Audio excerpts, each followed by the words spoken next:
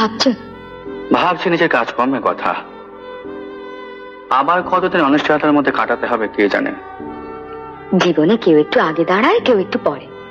তুমি না হয় 2 বছর পরেই দাঁড়ালে, ক্ষতি কি? কিন্তু এখন একটু অসুবিধা আছে ম্যাম সাহেব। কিসের অসুবিধে? টাকা পয়সা এখন হাতে তেমন নেই। আমার তো আছে। না না, যা, তা হবে না। আচ্ছা তুমি কি বলো তো, তুমি আমাকে এখনো আপন ভাবতে পারো না? কথা কেন বলছো? বলছি তোমার দ্বিধা দেখে।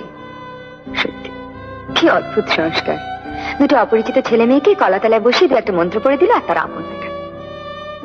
আজ আমি যদি তোমার বিবাহিতা স্ত্রী হতাম, তাহলে কিন্তু আমার গয়না বিক্রি করতে তোমার আটকাতো না। কিন্তু ম্যাম সাহেব, আটকাচ্ছে আমার ভ্যানিটিতে, আমার পৌরুষে। পৌরুষ আর ভ্যানিটি আছে বলেই তো তোমার উপর আমি এত ভরসা রাখি।